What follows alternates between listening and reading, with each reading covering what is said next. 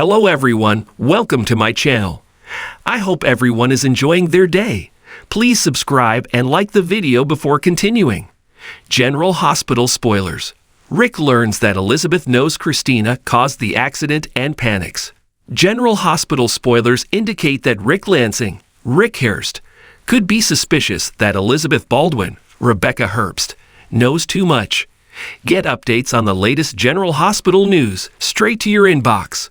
We use your personal data for interest-based advertising, as outlined in our privacy notice. What is this? Rick saw Liz talking with Alexis Davis, Nancy Lee Grahn, so he could soon figure out that Liz knows not only that Christina Corinthos Davis, Kate Mancy, caused his and Liz's car crash, but also about his and Ava Jerome's Maura West blackmail plot. This would upset Rick, as he has always carried a torch for Liz, and he would not want her to know this information, but he would not want to look bad to her.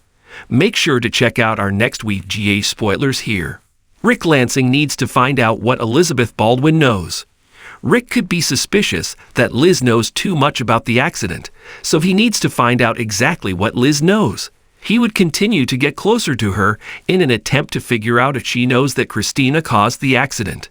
He already saw Christina over at Liz's house after Liz confronted Christina, so he is already suspicious that something is not right, as Liz and Christina wouldn't have a regular interaction. He could ask Liz about why Christina was really over her house that day. What is this? Read more. Find out what happened on the last episode of GH. Elizabeth could say that it was about Lucky Spencer, last played by Jonathan Jackson, but Rick may or may not buy that. He knows that Christina could have confessed her role in the accident to Liz, and if she has, it wouldn't be too long before Liz finds out about his and Ava's blackmail plot. Rick Lansing overhears Elizabeth Baldwin talking to Christina Corinthos Davis. General Hospital spoilers tease that Christina could be injured in a fire at Charlie's pub, and since Liz and Christina could interact at GH, Christina could be in the hospital recovering from the fire, and head nurse Elizabeth could look in on her. Rick could overhear them outside the hospital room and hear Christina apologize to Liz again for her role in the car crash, and find out that Liz knows about it. In fact, Elizabeth could say that she is glad that Lucky told her, and that there is nothing Christina can do to change it, but that they just have to move on. This would send Rick into a panic, and he would not handle this revelation well. Read this. General Hospital spoilers. Christina's fiery fate. Escapes but collapses later. Chapter 1. A chance encounter. The halls of General Hospital buzzed with typical midweek energy.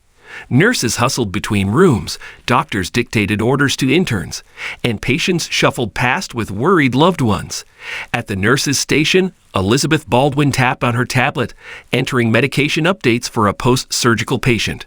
Her brow furrowed in concentration until she heard a familiar voice call out, "Hey, Liz." Elizabeth turned and saw Christina Corinthos Davis approaching, her wavy dark hair bouncing with each quick step. Despite the exhaustion in her eyes, Christina's lips curled into a grateful smile. "Hey, Chris," Elizabeth replied softly. "How's your mom doing today?" Christina sighed, her shoulders dropping. "Better.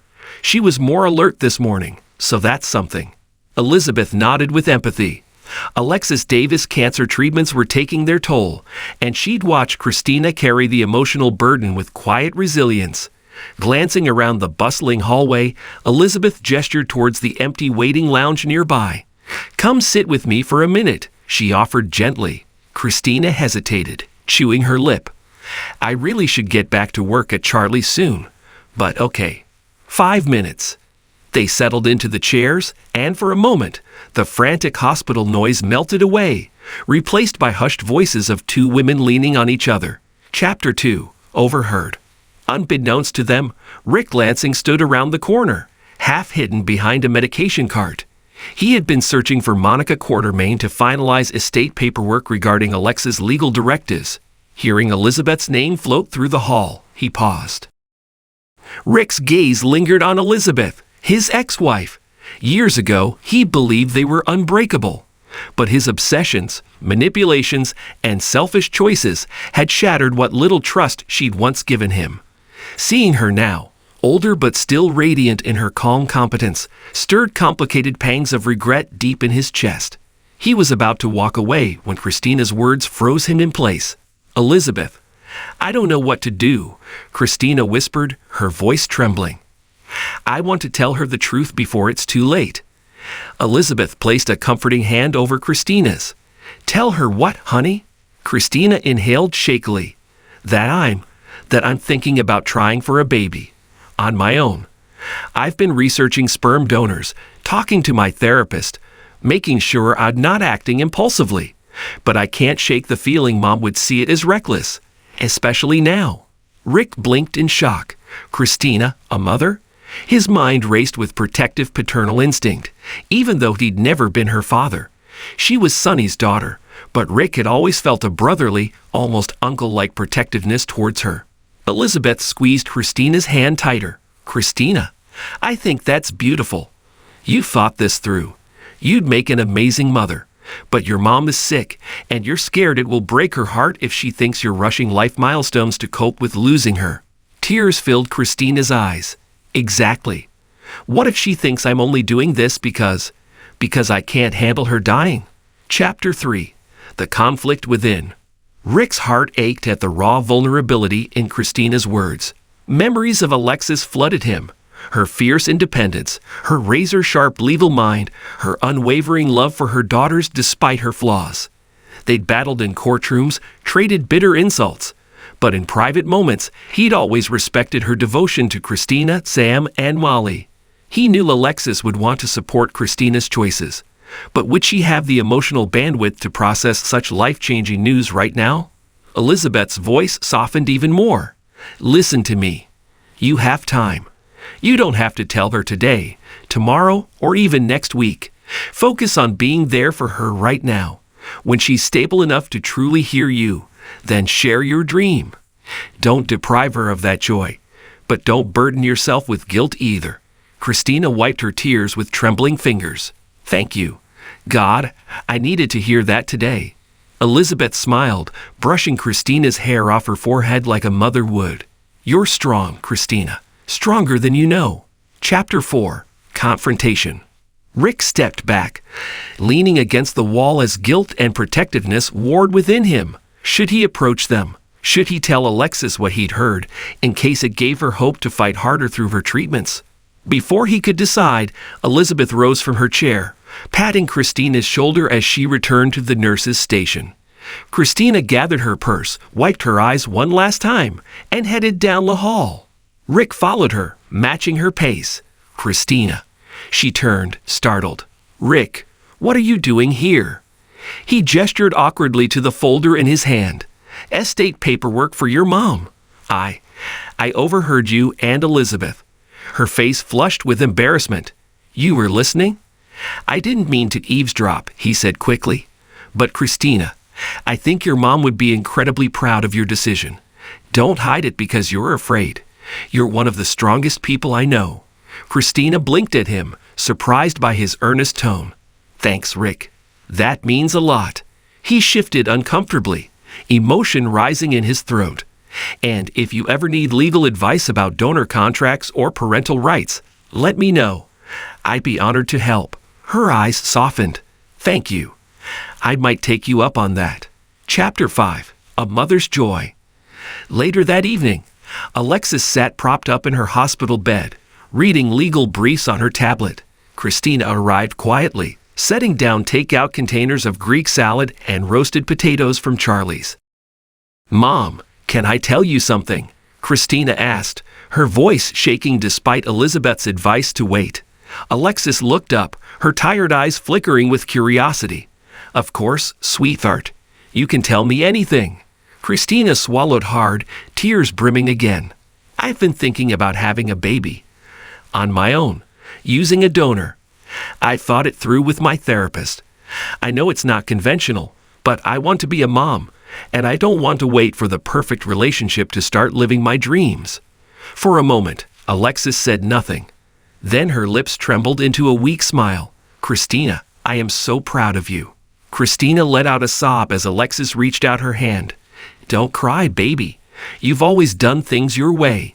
And look at you. You turned out extraordinary. Chapter 6. Redemption. Outside the room, Rick stood watching, his eyes misty.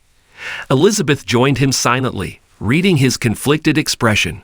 You did the right thing, telling her to be honest, Elizabeth whispered. He turned to her, regret swirling in his gaze.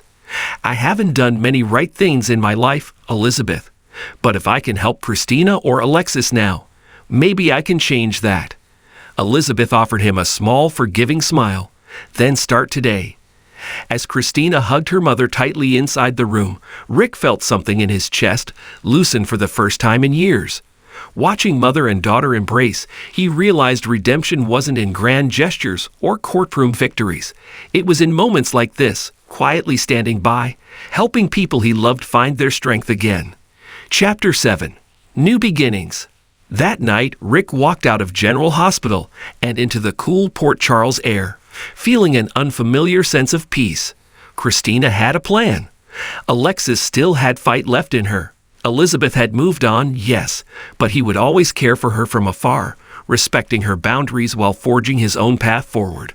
The Corinthos and Davis families remained complicated, tangled with histories of betrayal, forgiveness, and pain. But tonight, watching Christina's courage unfold reminded Rick Lansing of something he'd long forgotten.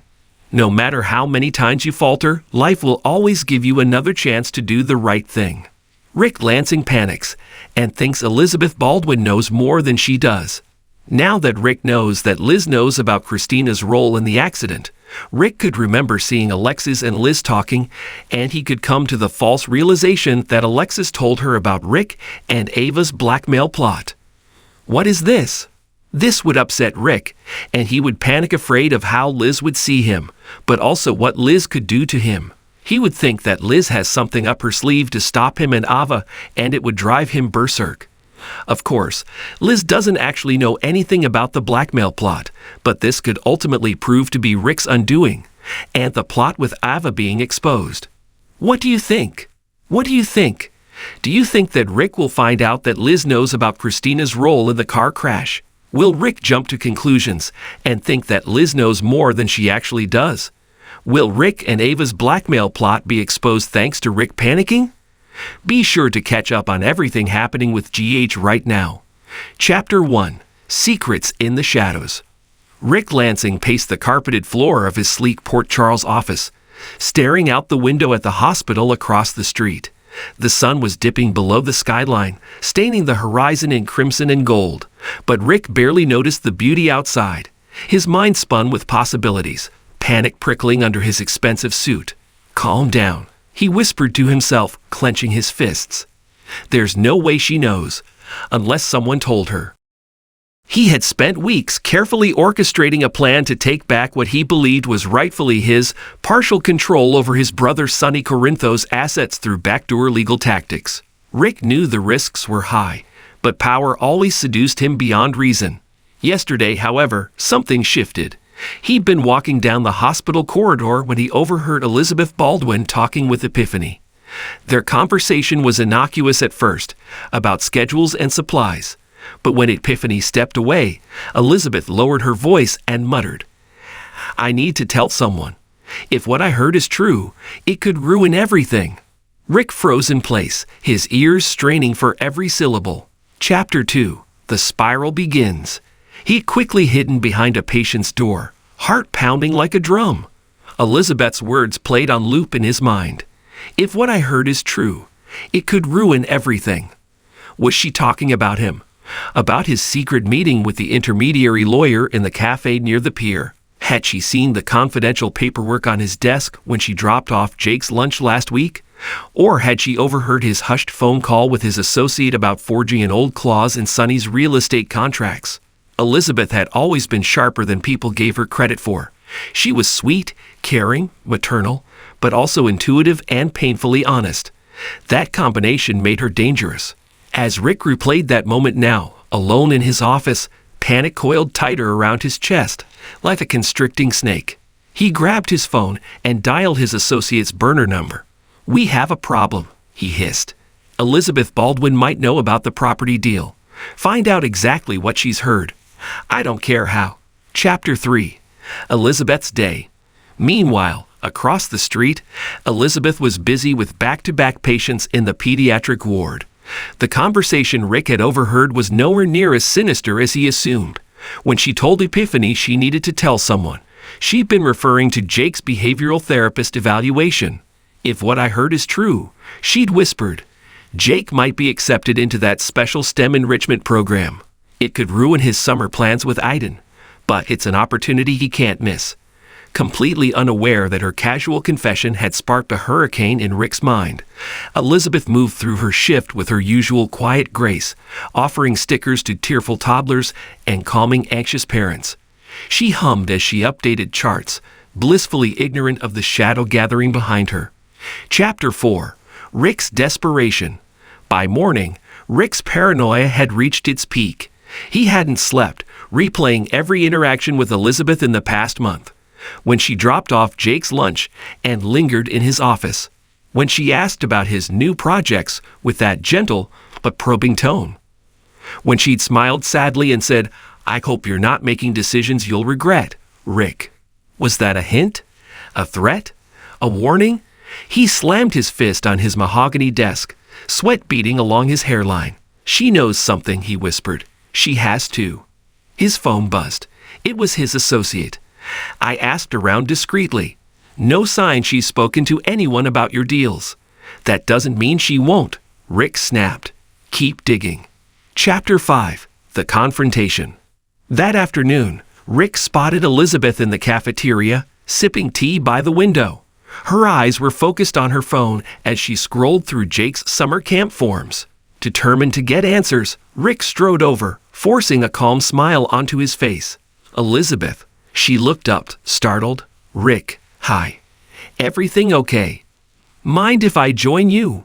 He asked, his voice honey-sweet with forced charm. She gestured to the empty seat. Sure. I was just filling out camp paperwork for Jake. Rick's eyes narrowed slightly. Camp paperwork? Is that code for something else? He sat down, leaning forward slightly. Listen, about the other day, when you were talking to Epiphany. What? What exactly were you referring to? Elizabeth blinked, confused. Other day. In the hallway, Rick pressed, his heart racing. You said if what you heard was true, it could ruin everything. What did you mean by that? Elizabeth tilted her head, trying to place the memory. Then she laughed softly. Oh, that. I was talking about Jake's potential acceptance to the STEM program. I overheard his guidance counselor telling the hospital education liaison that he's one of the top candidates. It would ruin his summer plans with Aiden, but it's an incredible opportunity. She smiled, her eyes bright with maternal pride. Why? What did you think I was talking about? Chapter 6. Rick's Realization. For a moment, Rick felt the room tilt sideways. Relief crashed over him like a tidal wave, but it was immediately replaced by burning shame. She doesn't know. She was never talking about me. I'm fine, he lied quickly, rising from his chair. Just busy. As he walked away, Elizabeth watched him, puzzled. Something in his haunted expression unsettled her, but she shook it off, returning her focus to Jake's paperwork. Chapter 7. Rick's Unraveling. Back in his office, Rick collapsed into his leather chair, his heart still thundering from adrenaline. This is what you've become, he thought bitterly. A man so paranoid he's interrogating a woman about her son's summer camp. His hands trembled as he picked up the framed photo on his desk, an old picture of him with Molly when she was little. Back then, his world had felt simpler. His manipulations had consequences. Yes, but he hadn't felt like his soul was rotting from the inside out. Now, paranoia had infected every corner of his mind. Elizabeth's kindness, her maternal conversations, her mundane worries about summer programs. He twisted them all into threats against his empire of secrets. Chapter 8. The Silent Collapse. That evening, Rick sat alone in his darkened office, watching the lights flicker on across Port Charles. His phone buzzed with updates about Sonny's legal filings and his upcoming court strategies. Deals, power, assets, titles. But none of it soothed the gnawing pit of dread in his chest. Because if he could unravel this quickly over a misheard conversation, what would happen when someone actually did find out the truth? What would happen when Elizabeth or Sonny or Alexis or even Molly discovered the extent of his deceit? His pulse quickened with nausea. The walls felt like they were closing in. For the first time in years, Rick Lansing felt something stronger than ambition, stronger than entitlement. He felt fear. Chapter 9. Elizabeth's Intuition. Across town, Elizabeth sat in her living room. Jake curled up beside her on the couch, excitedly researching STEM camp projects. But her mind wandered back to Rick's haunted eyes. She knew him better than most. Rick was intelligent, calculated, and dangerous when cornered. And today he'd looked cornered. She glanced at her phone, considering whether to text Alexis or Jason. Just a check-in, she told herself. Because something's coming. I can feel it. And Elizabeth Baldwin always trusted her instincts. Chapter 10. The Gathering Storm. As midnight blanketed Port Charles, Rick sat alone, the flickering city lights reflecting in his cold, dark eyes. His mind spun with desperate calculations. He dodged exposure today, but next time he might not be so lucky. One thing was certain. If Elizabeth ever truly uncovered what he was planning, she wouldn't hesitate to expose him. And that thought terrified him more than prison or Sonny's retaliation combined. Because losing Elizabeth's respect was something Rick Lansing knew he could never survive again.